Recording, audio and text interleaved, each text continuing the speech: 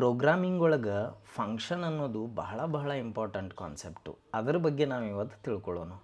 So ನಿಮ್ಗೆ ಒಂದು real life ಎನಾಲಜಿ ಕೊಡ್ತೀನಿ ನಾನು. ಫಂಕ್ಷನನ್ನು ನೀವೇನು ಅಂದ್ಕೊಳ್ರಿ ಅಂತಂದ್ರೆ ಒಂದು ವಾಷಿಂಗ್ ಮಷಿನ್ ಅಂದ್ಕೊಳ್ರಿ. ಸೊ ಈಗ ನಾವು ಆ ವಾಷಿಂಗ್ ಮಷಿನ್ಗೆ ಏನು ಮಾಡ್ತೀವಿ, ಮೊದಲು ಕೊಳೆ ಆಗಿರೋ ಬಟ್ಟೆನ ಕೊಡ್ಬೇಕು. ಕೊಳೆ ಆಗಿರೋ ಬಟ್ಟೆನ ಕೊಟ್ಟಾಗ ಅದು ಈ ಬಟ್ಟೆನ ಏನು ಮಾಡ್ತೈತಿ, ಕ್ಲೀನ್ ಮಾಡಿ ಆ ಕ್ಲೀನ್ ಆಗಿರೋ ಬಟ್ಟೆನ ನಮ್ಗೆ ಆ್ಯಸ್ ಎ ಔಟ್ಪುಟ್ ಕೊಡ್ತೈತಿ.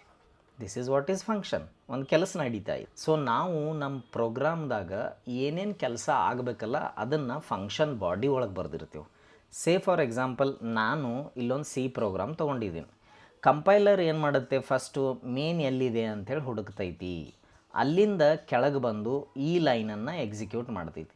ಈ ಲೈನ್ ನೋಡಿದ ತಕ್ಷಣ ಯಾವಾಗಲೂ ಒಂದು ನೆನ್ಪಿಟ್ಕೊಳ್ರಿ, ಈ ಈಕ್ವಲ್ ಸೈನ್ ರೈಟ್ ಸೈಡ್ ಏನಿರುತ್ತಲ್ಲ RHS, ಇದು ಯಾವಾಗಲೂ ಮೊದಲು ಎಕ್ಸಿಕ್ಯೂಟ್ ಆಗ್ತೈತಿ. ಅಂದ್ರೆ ಕಂಪೈಲರ ಈ ಲೈನಿಗೆ ಬಂದ ಮೇಲೆ ಇದನ್ನು ಮೊದಲು ಎಕ್ಸಿಕ್ಯೂಟ್ ಮಾಡ್ತೈತಿ.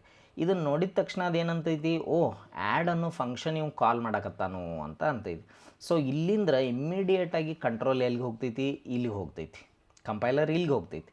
ಇಲ್ಲಿಗೆ ಹೋಗಿ ಇಲ್ಲಿ ನೋಡ್ತೈತಿ ಆ್ಯಡ್ ಒಳಗೆ 2 ಇನ್ಪುಟ್ ಪ್ಯಾರಾಮೀಟರ್ ಅದಾವು ಅಂಥೇಳಿ. ಅವು ಯಾವುವು, ಇಲ್ಲಿ ನಾ ಪಾಸ್ ಮಾಡತ್ತೇನೆ ನೋಡ್ರಿ, 10 ಮತ್ತು 20 ಅಂಥೇಳಿ ಇಲ್ಲಿ ತೊಗೊತೈತಿ. ಇಲ್ಲಿ 10 ಹೋಗ್ತೈತಿ, ಇಲ್ಲಿ 20 ಹೋಗ್ತೈತಿ. ಅದಾದಮೇಲೆ ಇದು ಫಂಕ್ಷನ್ ಬಾಡಿ ಎಲ್ಲಿ ಇಲ್ಲಿ ಬರ್ತೈತಿ. ನೆಕ್ಸ್ಟ್ ಕಂಪೈಲರ್ ಈ ಲೈನಿಗೆ ಬಂದು ಫಂಕ್ಷನ್ ಬಾಡಿ ರಿಟರ್ನ್ ಅಂತಂದ್ರೆ ಕೊಡು ಅಂಥೇಳಿ.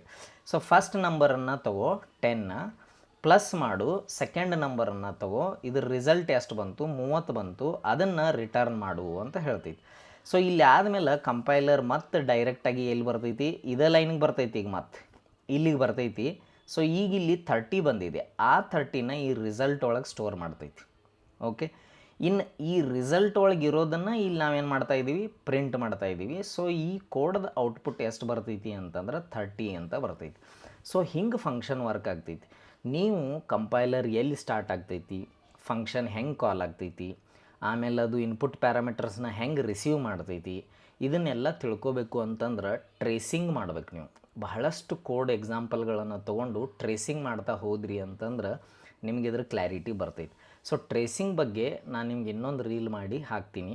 ಫಂಕ್ಷನ್ ಅನ್ನೋದು ನಿಮ್ಗೆ ಅರ್ಥ ಆಯಿತೋ ಇಲ್ಲೋ ಅಂಥೇಳಿ ಕಮೆಂಟ್ ಮಾಡಿ ತಿಳಿಸ್ರಿ. ಈ ರೀಲನ್ನು ಸೇವ್ ಮಾಡ್ಕೊರಿ, ಆಮೇಲೆ ನಿಮ್ಮ ಫ್ರೆಂಡ್ಸ್ಗೆಲ್ಲ ಶೇರ್ ಮಾಡಿರಿ. ಆಮೇಲೆ ಫಂಕ್ಷನ್ ಬಗ್ಗೆ ಇನ್ನೊಂದು ಸ್ವಲ್ಪ ಕ್ಲಾರಿಟಿ ಬೆಳೆಸ್ಕೊಳ್ರಿ, ಓದ್ರಿ, ಹೆಚ್ಚು ಕೋಡ್ಗಳನ್ನು ಬರೀರಿ.